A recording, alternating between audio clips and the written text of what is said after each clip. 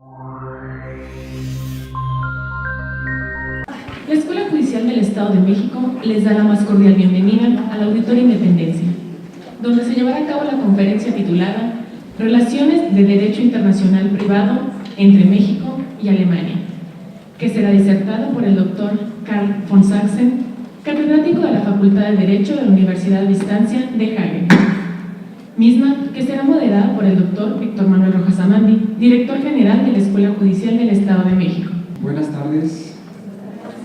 Nos da mucho gusto que nos acompañen en esta conferencia que disertará hoy el doctor Karl August Prinz von Sachsen, quien nos ha estado haciendo el favor de visitarnos desde Alemania.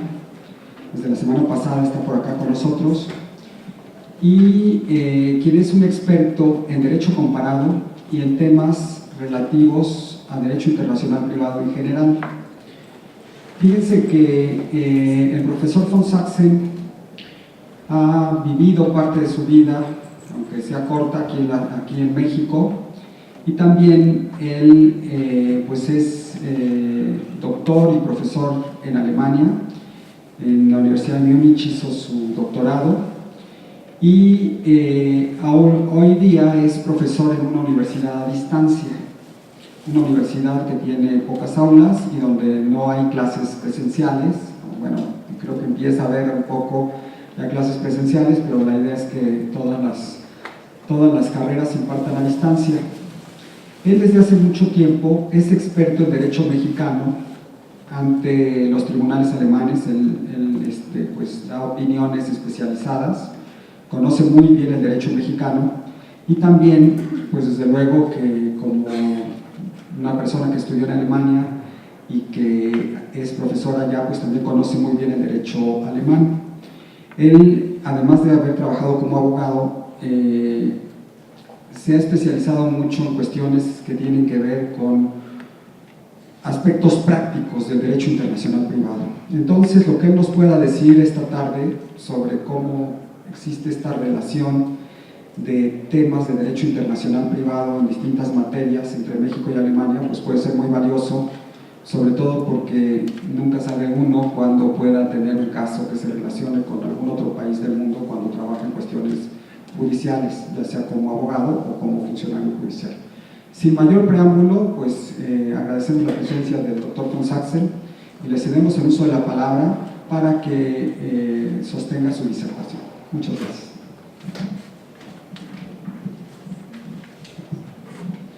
Buenas tardes, muchísimas gracias por la invitación, estimado amigo Víctor. Nos conocemos desde ya 2002, un congreso que tuvimos en la Ibero. Es un gran placer para mí de estar aquí nuevamente en la Escuela Judicial. He estado aquí ya en 2007 en ocasión de un congreso de la Asociación Mexicano-Alemana de Juristas, de la que yo soy presidente desde ya 30 años. Sí, ustedes se preguntarán cómo una persona que vive en Alemania se dedica al derecho mexicano. Yo nací aquí en la Ciudad de México, en aquel entonces todavía se llamaba DF, y pues mi papá también vivía aquí. Entonces él, cuando falleció en México, había dejado un testamento hológrafo escrito en español, pero en Alemania, y entonces se presentó la cuestión de que si ese testamento era válido o no. Entonces yo, como el que estaba estudiando el derecho en aquel entonces, trataba con los juzgados y llegué con un juez aquí en el DF que decía que no conocía esa disposición, no la alemana, el artículo 1593 en aquel entonces del Código Civil para el Distrito Federal en materia común y para la Federación en materia federal, no lo conocía. Y eso era la norma conflictual que decía que la forma del testamento se rige o por la ley mexicana o por la ley del lugar donde se otorgó el testamento. Es una norma que envía hacia el derecho alemán, porque el testamento se otorgó en Alemania, y según el derecho alemán existen diferentes formas de testamento. Una de ellas, el testamento hológrafo, O sea que el testamento tiene que estar escrito por puño y letra del testador, firmado con fecha y lugar, sin depósito ninguno. Entonces el juez me dijo, como no conozco la disposición mexicana, del Código Civil mexicano, no la aplico, entonces el testamento no es válido. Entonces eso dejó una gran inquietud en mí, y cuando terminé mis estudios de Derecho en Alemania, buscaba un tema para una tesis doctoral, y me presenté con un profesor de Heidelberg, donde mi amigo Víctor también ha hecho su doctorado, y ese profesor en aquel entonces estuvo todavía en Múnich, y cuando le llamé por teléfono dije que quería yo escribir una tesis con él, pero que tenía yo que hacer un viaje a México ahorita. Entonces me dijo, ¿por qué no escribe usted sobre derecho conflictual mexicano en materia de sucesiones? O sea, exactamente el tema que yo quería. Bueno, entonces así me puse a estudiar. Para hacer el cuento no demasiado largo, llegando aquí a México también me entrevisté con el presidente del Tribunal Superior del Estado de Puebla, con profesores de la UNAM, de la Libre de Derecho, y había una gran incertidumbre cuál es la norma conflictual en la Ciudad de México o en Puebla que rige las sucesiones. Pues si ustedes conocen su código, yo creo que el Estado de México es muy parecido en este punto de vista de la Ciudad de México, pues no hay una norma conflictual que hable de sucesiones. Hay una en Quintana Roo, pero no aquí. Hay una en Nuevo León, pero no aquí. Entonces, buscando mucho, llegué a sentencias de la Suprema Corte de Justicia de la Nación y del Tribunal Superior del DF, diciendo que se aplicaba la ley de la ubicación de los bienes. ¿Sí? ¿Y qué significa eso para una sucesión mexicano-alemana? Si, por ejemplo, un mexicano fallece en Alemania, hasta 2015 había una norma conflictual alemana que decía que la sucesión por causa de muerte se rige por la ley nacional del difunto en el momento de la muerte. Entonces, si ese era un mexicano, había un envío de la norma conflictual alemana al derecho mexicano. Entonces ya empiezan los problemas. México es un estado plurilegislativo. Existen 32 códigos civiles, donde según el reparto de competencias del artículo 124 y 73 de la Constitución Política de los Estados Unidos Mexicanos, lo que no está expresamente reservado a la Federación es competencia de los estados. Entonces el código, sí, o sea, el derecho civil sustantivo, tanto como el conflictual, son materia de los estados. Entonces, ¿qué pasa con ese envío del derecho conflictual alemán hacia el derecho mexicano? No existe un derecho mexicano sucesor, existen 32. Entonces hay una norma auxiliar conflictual de la ley introductoria al Código Civil alemán, donde está el derecho internacional privado, que dice, en caso de envío a un estado plurilegislativo, en primer lugar se buscará si en ese estado existen reglas uniformes para resolver la cuestión del derecho aplicable de cuál entidad federativa, ¿no? Entonces, existe en México una legislación uniforme para conflictos interestatales. En 1983 no existía. Existe solamente el artículo 121 de la Constitución, que con sus 5 bases, ¿no?, que es una copia mal traducida de la Full Faith and Credit Clause, el artículo 4 de la Constitución de los Estados Unidos, a la que se le añadieron esas 5 bases que nadie sabe cómo entraron, ¿no? Porque si uno ve en las actas del constituyente, no se ve nada. De repente aparecieron esas 5 bases, ¿no? Y entre estas 5 bases hay también la ley de la ubicación de los bienes, sean muebles o inmuebles. Entonces hay esa sentencia, esa ejecutoria de la Suprema Corte que dice que a las sucesiones se le aplica el artículo 121, fracción 2. Entonces ya, para sucesiones, tuve una solución. Si el juez alemán tiene que ver con una sucesión por causa de muerte de un mexicano, entonces hay un envío del derecho conflictual alemán, o sea, del derecho conflictual alemán, válido hasta 2015.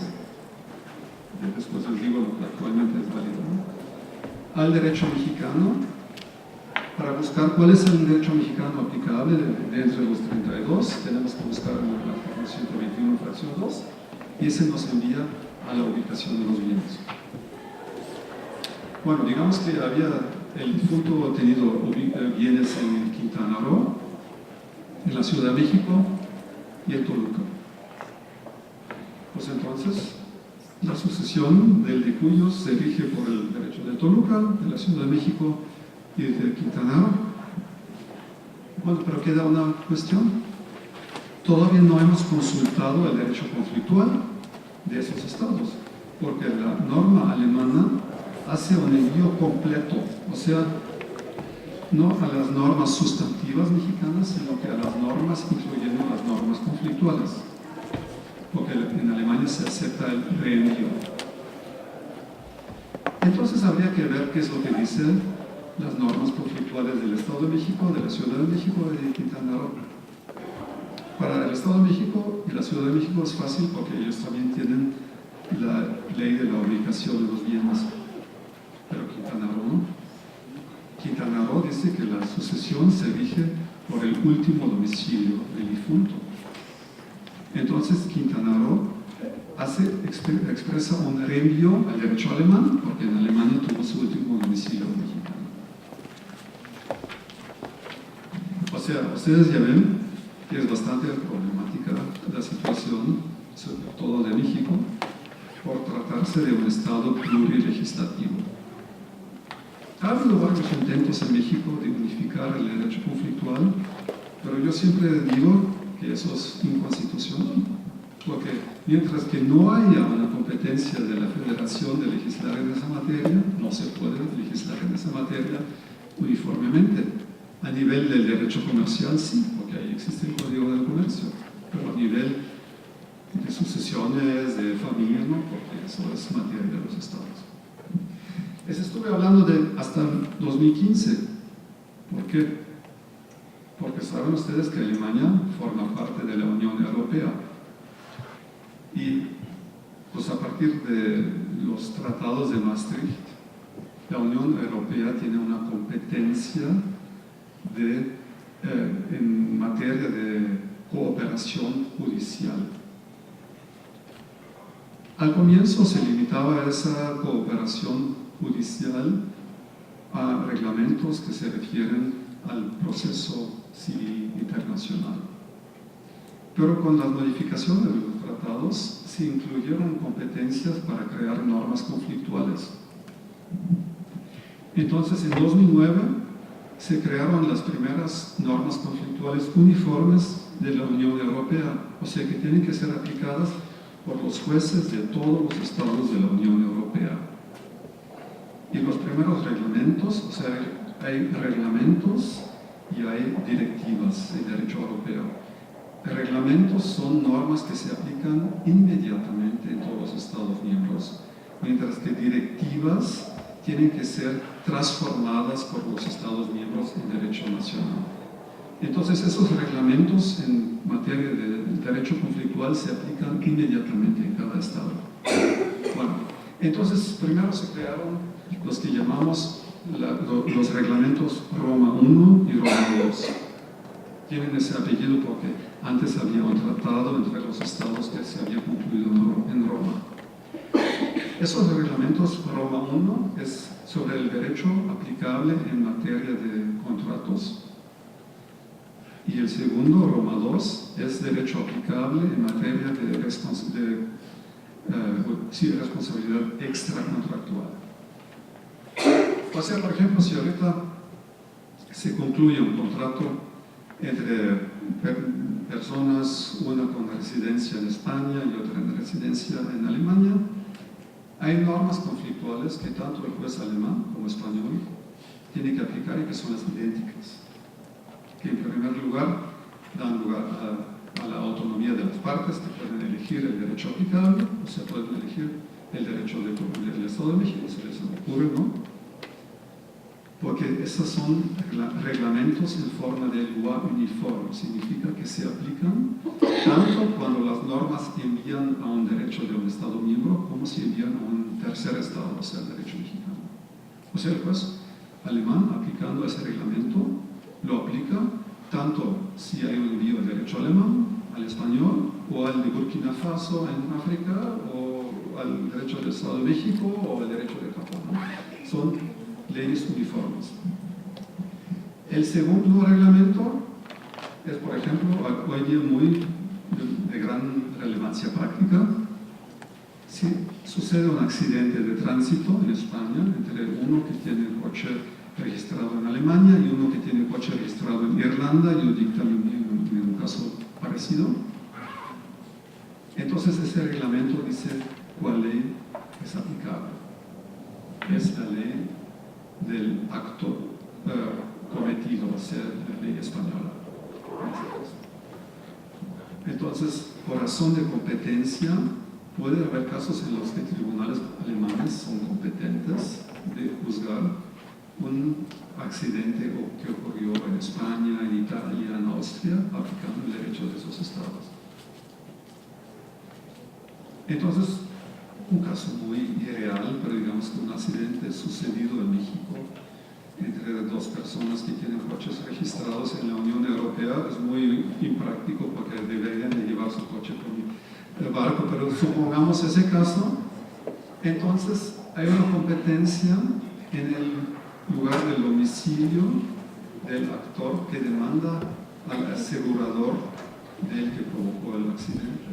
Entonces si la víctima de ese accidente tiene su domicilio en Alemania, puede demandar al asegurador del que aseguró el coche que provocó el accidente. Aunque el accidente hubiera pasado en México, digamos en el estado de Tlaxcala, entonces el juez alemán tendrá que aplicar el derecho de actos ilícitos de Tlaxcala. Cuestión que es bastante difícil, ¿no? Por eso constantemente se requieren de más dictámenes sobre derecho extranjero ante tribunales de la Unión Europea. Y así poco a poco se está pues europeizando, si lo queremos decir así, el derecho conflictual alemán, porque con cada reglamento europeo queda menos lugar, espacio para el derecho conflictual alemán. Eso también tiene que ver con México, porque como digo, son normas que se aplican tanto a Estados miembros de la Unión Europea como a Estados terceros. Entonces, en materia de sucesiones, entró en vigor un reglamento que es de los modernos, que no solamente regulan el derecho aplicable, sino que empiezan con la competencia internacional directa, o sea que si se inicia un juicio, el juez tiene que decidir si es un caso que tiene contactos con diferentes estados, tengo competencia internacional directa. Y ese reglamento define la competencia internacional directa, después define el derecho aplicable y después define el reconocimiento y ejecución de sentencias pronunciadas por tribunales que habían aplicado el reglamento. Regresemos al caso del mexicano que falleció en Alemania. Después de la entrada en vigor de ese reglamento, ya no rige la ley nacional.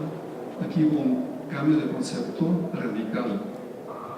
La ley nacional había sido aplicable como estatuto sucesorio, tanto en el derecho internacional privado alemán, austriaco, italiano, español y griego.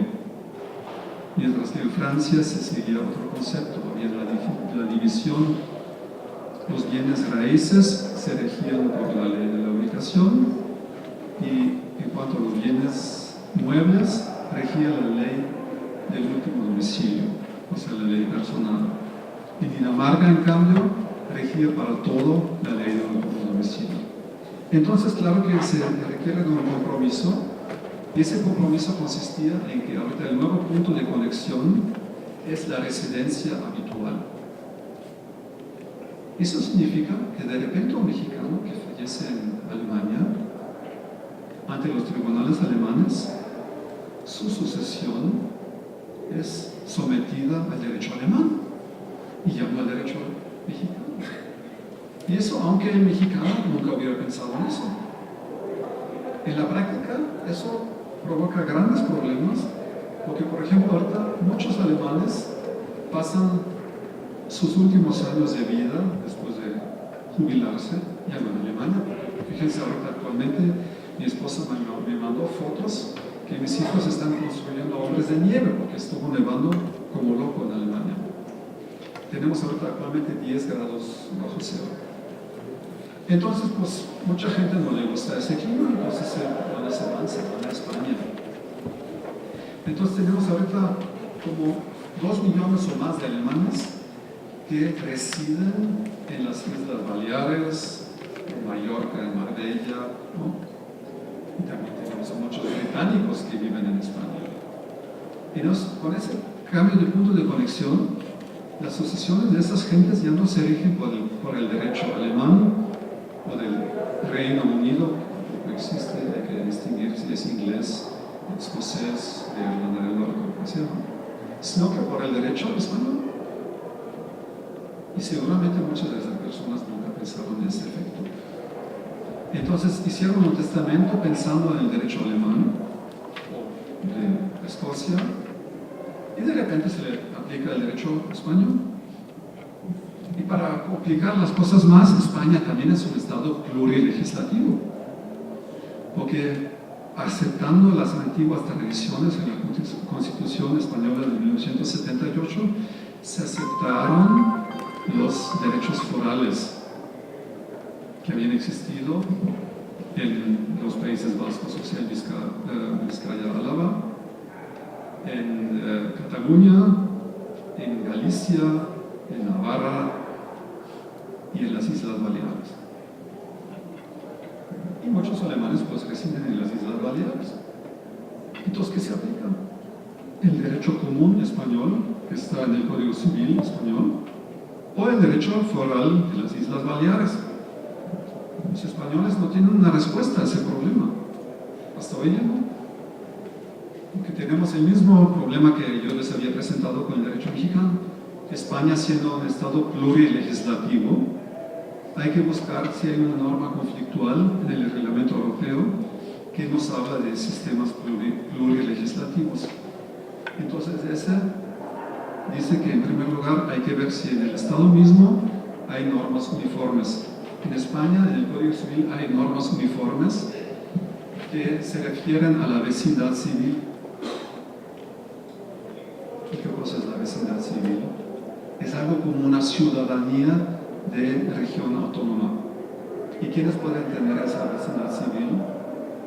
Solamente españoles. Entonces, si tenemos un alemán en las Islas Baleares, pues el criterio de la vecindad civil no sirve, porque él no puede ser vecino de las Baleares porque es extranjero. Entonces hay que tomar una norma supletoria, que el artículo 36 de ese reglamento dice: a falta de normas uniformes se aplica la ley de la residencia habitual de la entidad federativa o lo que sea, ¿no?, donde tuvo el difunto su residencia habitual. Entonces eso es el derecho de las Islas Baleares. O sea que el alemán, digamos, de Hagen, que fallece en las Islas Baleares y pasó sus últimos 3 años de vida en las Islas Baleares, de repente sus herederos se ven confrontados con la aplicación del derecho de las Islas Baleares. Pero peor todavía es el derecho de Cataluña, porque tiene unas formas jurídicas que no se conocen fuera de Cataluña. Por ejemplo, el Screix, que son partes para la cuarta parte para la viuda, ¿no? Son cosas muy antiguas. Y en Cataluña todavía hay una división comarcal, que por ejemplo en la región de Girona vale un derecho diferente del resto de Cataluña. O sea que, ustedes ven, el derecho internacional privado es muy complicado, y si se cambia del punto de conexión, sin pensar en las consecuencias, puede llevar a consecuencias absurdas. Yo estoy muy en contra de la residencia habitual, aunque nuestro colega español haya dicho con gran voz española, pues claro que sí, estamos a favor de la residencia habitual, ¿no? Pero digamos, yo pienso que la nacionalidad es el punto de conexión más fácil de delimitar. Bueno, yo tengo 2 pasaportes, entonces pasa en mi caso, por ejemplo, pero regularmente es más fácil de delimitar. Y, por ejemplo, si yo como alemán me voy a residir en España, pues sigo llevando el derecho alemán conmigo. ¿De dónde venía ese concepto de la nacionalidad? Bueno, el derecho internacional privado tiene sus orígenes en la Edad Media en Italia. Italia no era un estado uniforme, eran ciudades. Eran Florencia, Milano, Venecia, Pisa. Entonces, si un ciudadano de Pisa se iba a Florencia y pasaba alguna cosa, el juez en Florencia tenía que preguntarse, ¿le aplico el derecho de Florencia o lleva consigo casi como un saco su propio derecho de Pisa? Y fue entonces cuando se evolucionó la teoría de los estatutos, que había 3. El estatuto personal, el estatuto real y el estatuto mixto. El estatuto real era para todas las propiedades, ¿no? Pues era el derecho del lugar de donde se encontraban las cosas. Pero también se decía que solamente para bienes inmuebles, porque esos se quedan ahí. Mientras que los muebles y lo que me toca en mi persona lo llevo conmigo. O sea que el ciudadano de Pisa, si hace un contrato en Florencia, llevaba consigo su saco de Pisa. Entonces era la pregunta, ¿se aplicaba Pisa, Florencia o una cosa mixta? El contrato sería una cosa mixta, mientras que el matrimonio, la herencia, todo eso son cosas personales, ahí llevaba su saco de Pisa consigo.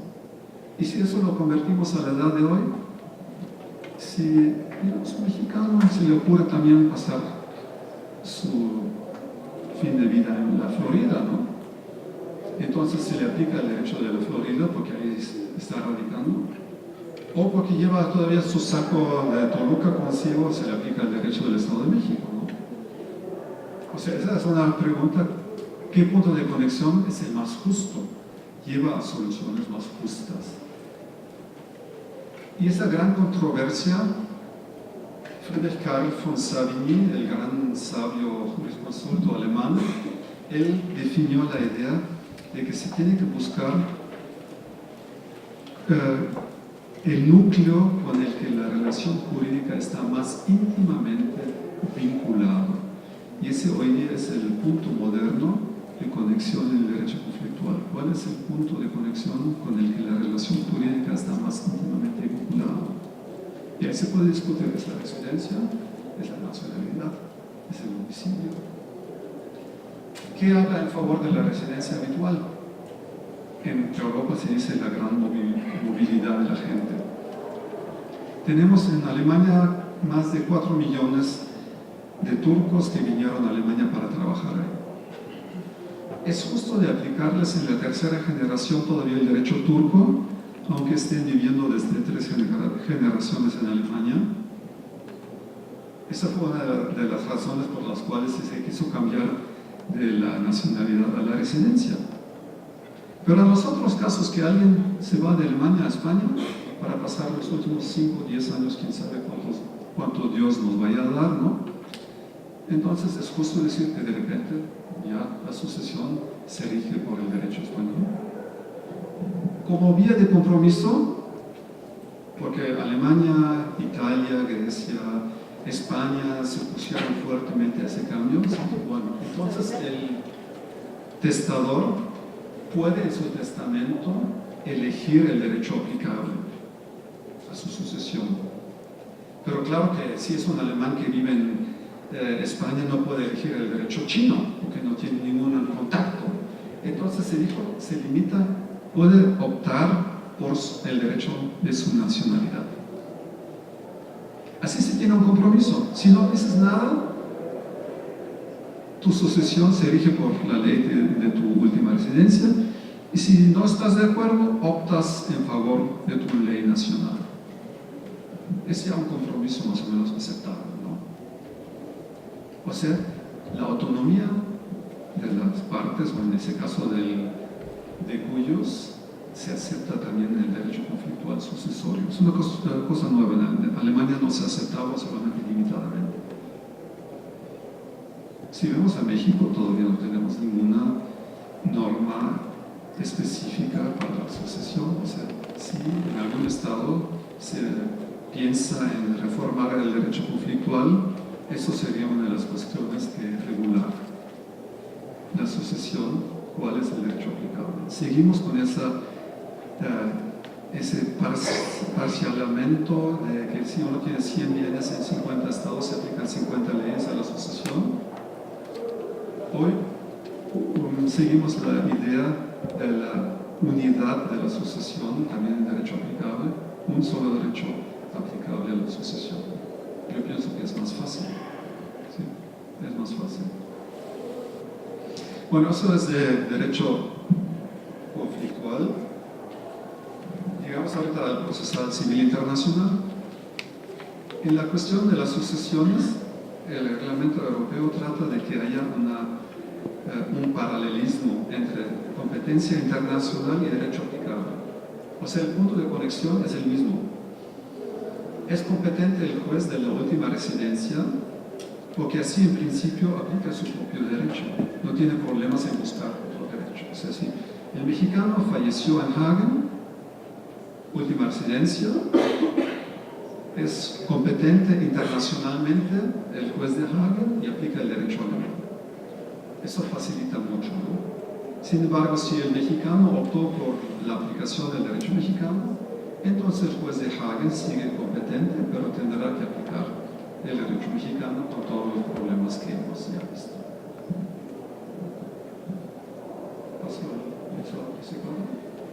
Bueno. Ahorita pasando a otro tema que estuvimos tratando la semana pasada, también aquí, en vísperas del proyecto de un Código Federal de Procedimientos Civiles y Familiares.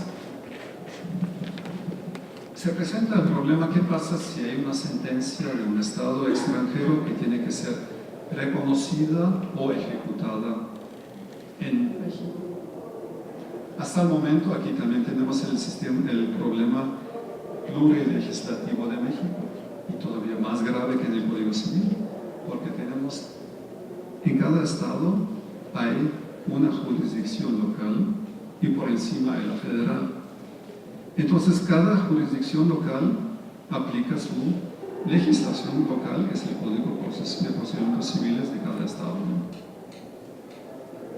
Sin embargo, en los juzgados federales se aplica el Código Federal de Procedimientos Civiles. Y entre los dos se encuentra una cuestión muy problemática por un actor que viene de fuera de México.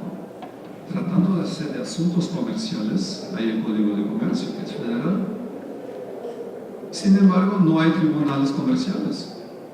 Entonces el actor puede optar si va por la vía local o federal. O sea, por un actor, por ejemplo, alemán, aquí en México, es casi imposible saber qué ordenamiento jurídico rige el proceso que él quiere entablar, ¿no?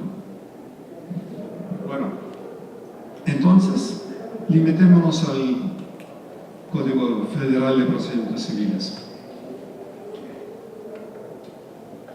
La sentencia pronunciada por un tribunal alemán es un acto también de autoridad y de soberanía. Y actos de soberanía se limitan al territorio mismo del Estado. Entonces, sentencias alemanas de por sí solamente son válidas en Alemania. Y para que esa sentencia alemana tenga algunos efectos en México, se requiere que México acepte darle efectos. Eso en la teoría del derecho internacional privado se llamaba la teoría de la comitas gentium, o sea, la cortesía entre los pueblos. Fue una idea introducida por los holandeses, por Ulricus Huberus, que en realidad se llamaba Ulrich Huber, pero era más elegante por ser de latín, ¿no? Entonces, Ulricus Huberus me propugnó esa idea de que por cortesía internacional había que aceptar sentencias de otros estados, porque entonces mis sentencias también serán aceptadas por otros estados. De ahí viene también la idea de la reciprocidad internacional. Si yo acepto tus sentencias, tú aceptas las mías, ¿no? El problema es solamente si tú no aceptas las mías, yo no acepto las tuyas. O sea que hay un círculo vicioso. Nadie acepta las sentencias del otro porque yo digo, tú no aceptas las mías, sea cierto o no, entonces yo tampoco acepto las tuyas y por eso ya no hay nada, ¿no? O sea, bueno, ahí digamos, ¿no? Entonces, ahí ya metimos la pata, como decimos, ¿no? Entonces, ese concepto de la Kommunikationsgrenze se evolucionó. Entonces, tenemos hoy día dos vías. Una vía es la legislación autónoma, que cada estado puede legislar, diciendo, yo acepto tus sentencias bajo tales y tales condiciones. Entonces, hay un canon internacionalmente reconocido, por ejemplo, que desde mi punto de vista, el juez de origen fue competente. En ese caso hablamos de competencia internacional indirecta, porque no preguntamos si tú, juez de origen, según tu propia ley, eres competente, sino yo digo, desde mi punto de vista, fuiste tú competente, sí o no. Es uno. Dos es que esa sentencia tiene que tener efectos en el estado de donde proviene, porque si no tiene efectos allá, menos efectos puede tener aquí. El tercero es que tienen que ser garantizados los derechos de audiencia, que también está mundialmente reconocido por la Convención de Derechos Humanos Europeos, aquí de los Estados Iberoamericanos, de los Estados Americanos también, y de la ONU y todo. Y también otra cosa que está aceptada, yo acepto hasta un límite, y ese límite es lo que yo digo es mi orden público, o sea, son las normas que yo considero ser imperativas y a las que no puedo renunciar.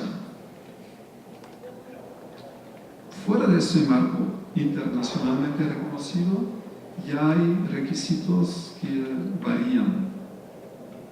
Disculpen que lo diga, pero la legislación mexicana es sumamente anticuada en ese punto de vista.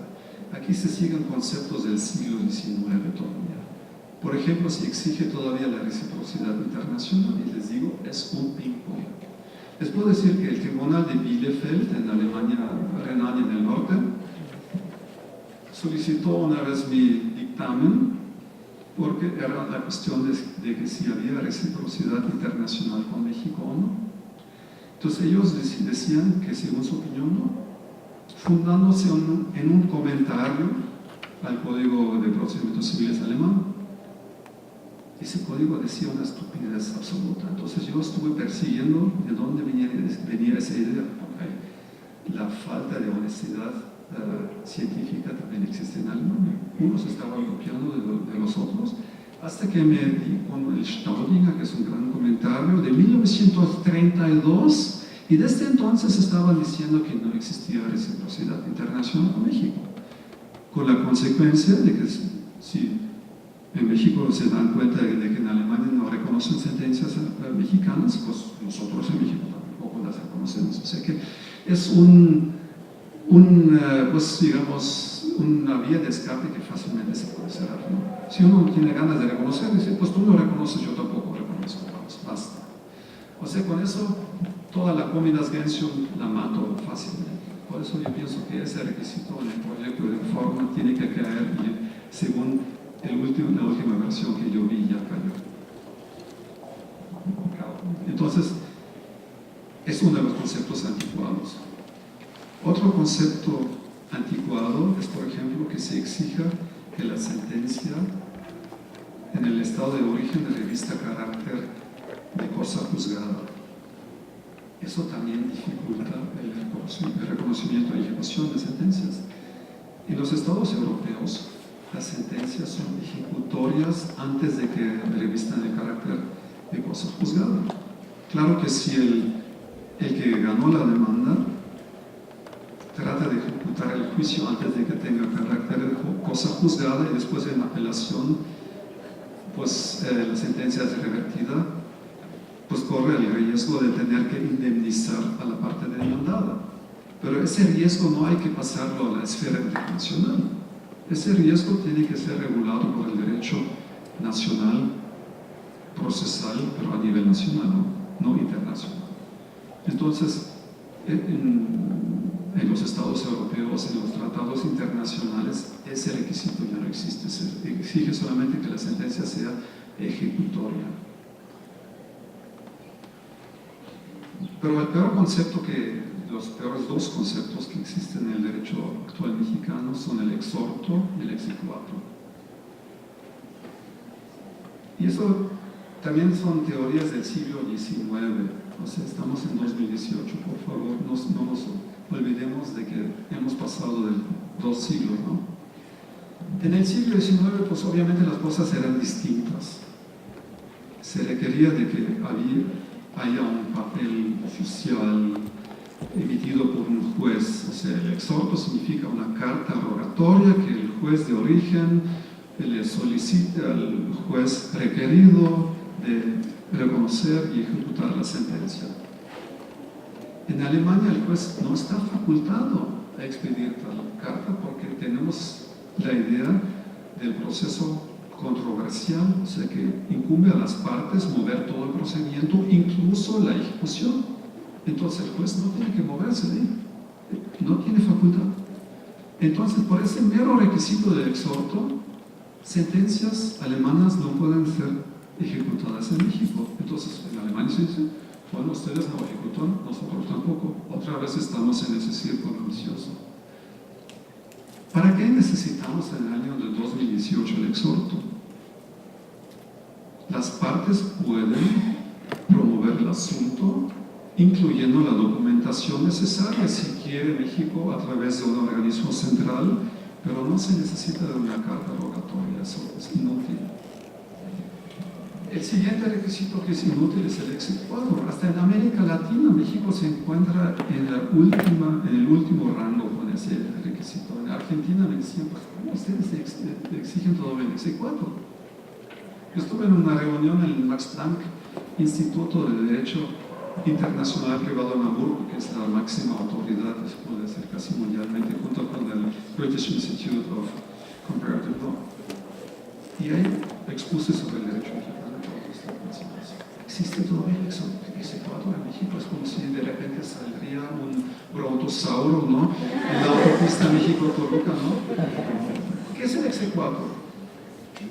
El exequatur es un procedimiento inútil, costoso, que tarda mucho tiempo y que además en la especialidad mexicana puede llevar nuevamente a un círculo sin fin. Les cuento, mi papá estuvo en un proceso entre Líbano y México.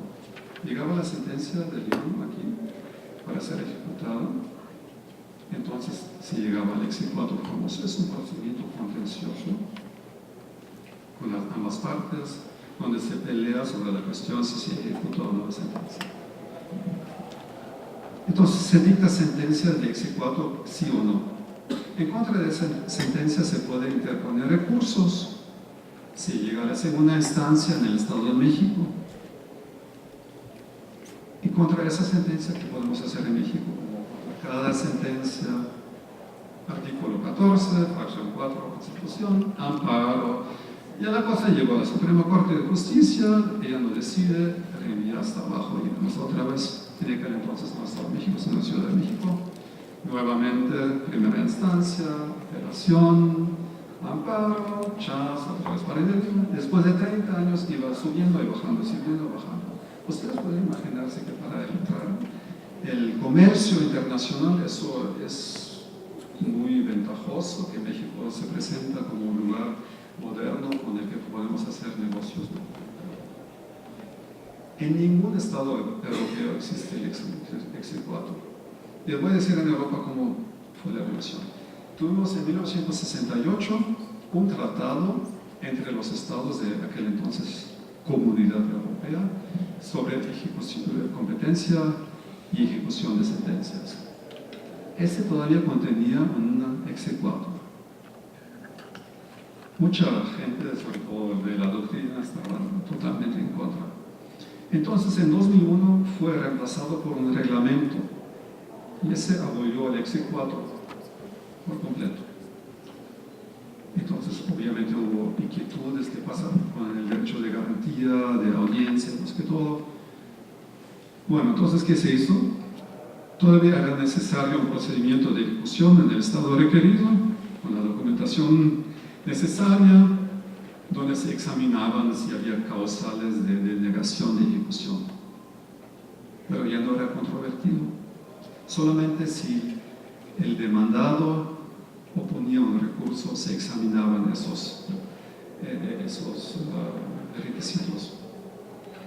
Ahorita tenemos un nuevo reglamento del 2012 que ya no tiene ningún procedimiento de ejecución, solamente se requiere de presentar la documentación necesaria, la sentencia, tal vez traducida, con un formulario, y eso es todo. Se va directamente a la ejecución, o sea, se dice que las sentencias pronunciadas por un Estado miembro son ejecutorias en todos los demás estados como si fueran propias. Bueno, eso solamente funciona si hay o un tratado internacional o una ley supranacional. El reglamento europeo es una ley supranacional que rige en los estados. O sea que a nivel nacional todavía podemos exigir más cautelas, ¿no? O sea, sí un procedimiento de ejecución, pero no contencioso, no con recursos excesivos, sino que un procedimiento en el que se presente la sentencia con la documentación necesaria y la parte demandada pueda alegar que, por ejemplo, es violatoria del orden público, o que el juez de origen no tuvo competencia, o que no se le concedió audiencia. Eso es, pero no contencioso. Bueno, eso fue una opinión que yo di, ojalá que se respete en el proyecto.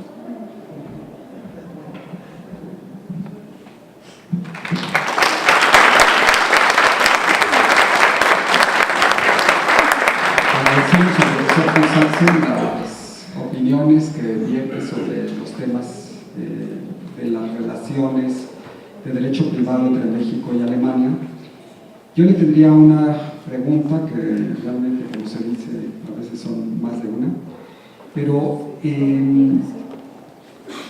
ahora estamos teniendo un tema muy particular en México, que claro es del derecho público, pero nos puede ilustrar mucho la experiencia que tú tienes en cómo se recibe las fuentes internacionales en el ámbito nacional cuando las trabajo pues nacional.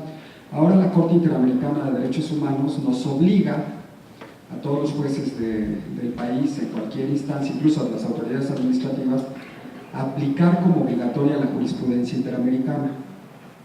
La pregunta que yo te haría a ti, cuando nos remite una norma de conflicto al derecho extranjero, ¿qué papel juega la jurisprudencia y cómo se debería aplicar la jurisprudencia extranjera por un juez nacional? Bueno, como comparatista siempre digo, no hay que buscar el derecho en los libros, law in books, but law in action, significa el derecho como es aplicado. ¿Y quién aplica el derecho? Los jueces. O sea que si el juez mexicano se ve enfrentado con un divorcio pronunciado en Texas, pues no solamente puede ver en la ley, si es que existe una ley en Texas, ustedes saben, en common law es muy difícil que existan leyes, sino que también la jurisprudencia, y más aún también los estados que tienen la tradición del civil law. La jurisprudencia tiene que ser tomada en consideración, pero solamente como para saber cómo se aplica el derecho. Pero fallos, sentencias alemanas, obviamente aquí no tienen ninguna fuerza ejecutoria. La otra cosa a la que tú te refieres es qué tal vinculante es la jurisprudencia de una Corte de Derechos Humanos en un Estado. La Corte Federal Alemana dice que tiene que ser respetada pero no obedecida 100%, o sea, tomada en consideración cuando el juez alemán está valorando los diferentes aspectos. Por ejemplo, si hay garantías individuales en conflicto en el caso, tiene que tomar en consideración las ejecutorias de la Corte Europea de Derechos Humanos, pero la Corte Europea nunca puede decir es vinculante lo que yo digo, porque eso depende de los tratados. La Corte Europea trabaja en base a la Convención Europea de Derechos Humanos, que es un convenio entre los estados que participan. Lo mismo es el caso de la Corte Interamericana, opera en base a un tratado de los estados de la Organización de Estados Americanos, ¿no? Muy bien, parece que todo quedó muy claro. Te agradecemos mucho, Carl August, tu presentación esta tarde. Y pues de esta manera damos por terminado esta conferencia. Les agradecemos mucho su presencia y pues les pedimos que estén atentos para nuestras próximas convocatorias.